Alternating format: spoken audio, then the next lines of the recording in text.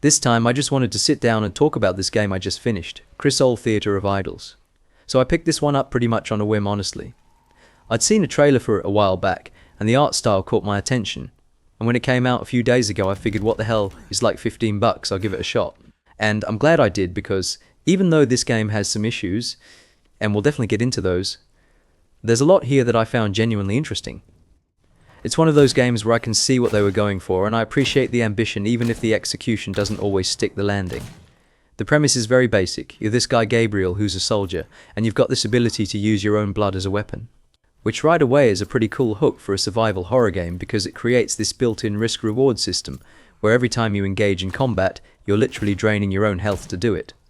You're on this island called Tormentosa, which is part of this world called Hispania. And if you haven't guessed from the name, it's basically a nightmare version of Spain. The island has all this dark history with cults and blood sacrifice and twisted folklore, and you're there on some divine mission from the sun god to figure out what's going on. Pretty standard survival horror setup, but the execution of it, at least from a visual and atmosphere standpoint, is where things get interesting. The art direction in this thing is genuinely fantastic. Like, this is far and away the strongest part of the entire experience. The way they've leaned into Spanish culture and architecture and folklore to build out this setting is really impressive. And there are moments in this game where I just stopped to look around because it looked so good. You're exploring these crumbling ruins, winding through these labyrinthine streets, walking through these eerie landscapes, and it all has this really distinct visual identity that sets it apart from a lot of other games in the genre. It doesn't look like Resident Evil, it doesn't look like Silent Hill, it looks like its own thing, and I have a ton of respect for that. The story gets told in a few different ways, which I also thought was a nice touch. You've got these hand-drawn cutscenes that are really well done, you've got your standard and engine cutscenes, you find documents scattered around the world, and then there's this shadow system where you can see memories of people who were on the island before you. So you're getting the narrative from multiple angles depending on how much you want to engage with it. And for most of the game, you're not going to fully understand what's happening. You're picking up pieces here and there, fragments of the larger story, but it's not until the very end, like the last half hour or so, that everything comes together and you get the full picture. And I'll be honest, once it all clicked, I thought the story held up pretty well. It's not going to blow your mind or anything, but it's solid, and it's helped a lot by the soundtrack, which is legitimately fantastic. The music in this game does a ton of work in terms of maintaining the atmosphere and keeping you engaged, and the voice acting is also really good. The main characters feel well realized, and the performances are strong enough. Crisol calls itself a survival horror game, and I mean it is in the sense that you're managing resources and fighting enemies and exploring a creepy environment. But in practice, it's much more of a linear story-driven adventure than it is something like a classic Resident Evil. You're going from point A to point B basically the entire time. There's not a ton of freedom in terms of where you can go or how you can approach things. It's a pretty corridor-heavy experience, which isn't inherently bad, but if you're going in expecting something with more open-ended exploration, you're probably going to be let down. The structure is very much you enter a room, you collect whatever items are in there, you move to the next room, maybe you backtrack a bit to unlock something with an item you picked up earlier. Pretty standard survival horror loop in that regard. Even though it's linear, the level design is actually really well done, like genuinely well done. The way the different areas connect to each other is smart, and the game does a great job of not making you waste time with excessive backtracking. When you do need to go back to a previous area, it's usually because you've opened up a shortcut or the path has changed in a way that makes the return trip quick and painless. I was actually pretty impressed by how thoughtfully the world was laid out. It's not as intricate as something you'd see in a From Software game or anything like that, but for what it's trying to accomplish, it works. There are also these environmental puzzles scattered throughout the game. Some of them are clever and fun to solve. You feel good when you figure them out. But others, and I'm not exaggerating here, are way too difficult for their own good. I hit a few of these where I genuinely had no idea what the game wanted from me, and I ended up just trying random things until something worked. It felt less like puzzle solving and more like trial and error, and that's not a great feeling. I would have preferred if they'd toned down the difficulty on some of these because they can really kill the pacing when you get stuck on one for 20 minutes trying to figure out what the solution is supposed to be. The combat is built entirely around that blood mechanic I mentioned at the start. You begin the game with a pistol and a knife. The knife is for parrying or getting in close range attacks, and the pistol is your main weapon. As you go through the game, you unlock more weapons which gives you more options for how to handle encounters, but the core loop stays the same throughout. You shoot enemies which uses ammo, and when you're out of ammo, you reload by draining your own health. So every fight becomes this calculation of, is it worth engaging with this enemy at all, and if it is, how much of my health am I willing to give up to take them down? On paper, this should create a lot of tension.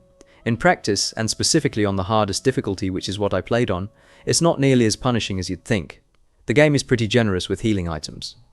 You can use syringes that you find, or you can absorb blood from animals and corpses that are lying around. There's enough resources available that I never really felt like I was in serious danger of running out, even though enemies on the highest difficulty have more health, and reloading costs more of your own health. You can also only save manually when you find this NPC called the Witch, but even that mechanic doesn't create as much tension as it could because the game spaces the save points out pretty reasonably. I never felt like I was at risk of losing significant progress. And this brings me to probably the biggest problem I had with the game, which is the controls. They're rough, like really rough. I started playing with the controller, and I don't know if this was just an issue on my end, or if it's a broader problem with the game, but the controls felt sluggish and unresponsive in a way that genuinely hurt my enjoyment of the experience. And this matters a lot in a game like this, because it's a shooter. You need tight, responsive controls for the combat to feel satisfying, and Crisol just doesn't have them. Later in the game, you start running into small flying enemies, and trying to hit those things with a controller was legitimately frustrating. Not because I'm bad at aiming or anything, but because the controls weren't giving me the precision I needed. I ended up switching to mouse and keyboard partway through, which helped somewhat, but even then it wasn't perfect. This is something the developers really need to address, because it undermines so much of what the game is trying to do. Performance was also not great for me. This isn't a game with cutting-edge graphics by any stretch. It's got a distinct art style like I mentioned, but it's not technically demanding from a visual standpoint, and yet I still ran into frame drops and stuttering fairly regularly on a PC that's pretty strong. Nothing that made the game unplayable or anything, but enough to be noticeable and annoying. Between the control issues and the performance problems, there's just this layer of jank to the whole experience that I think is going to be a deal breaker for some people. There are also these chase sequences, where you're being hunted by this immortal monster, kind of like Mr. X in Resident Evil 2 or Nemesis in Resident Evil 3, and I thought these were easily the weakest parts of the game. They're slow, they're repetitive, and they're not particularly scary or tense. The stalker enemy concept can work really well in horror games when it's implemented correctly. It didn't add anything meaningful to the experience for me, and honestly, I would have been fine if they'd cut those sections entirely. The game is broken up into chapters, and each chapter has a slightly different look and feel to it. The last chapter, though, is genuinely the most fun part of the entire game, because it does something really unexpected with the genre. I don't want to spoil what that is because I think it's worth experiencing for yourself. But the shift in tone and gameplay in that final stretch was refreshing, and it helped the game end on a really strong note, which I appreciated. I finished the whole thing in about 13 hours, and that was with me exploring pretty thoroughly and trying to find as much stuff as I could, though I definitely missed some things. The developers are apparently working on patches to address some of the issues, and they're planning to add a new Game Plus mode at some point. Which is good because I do think there's potential for replayability here if they can smooth out some of the rough edges. And honestly, at the price point, which is around $15, I think it's absolutely worth checking out despite the problems I've talked about. I really do hope the developers take the feedback they're getting from players and use it to improve their next project, because I think they've shown they have the capability to make something genuinely great. Crisol feels like a strong first effort from a relatively small team, and there's enough good stuff here that I'm optimistic about where they go from here. They've proven they can create a compelling world and tell an interesting story. They just need to nail down the technical side of things and make sure the gameplay feels as good as it looks.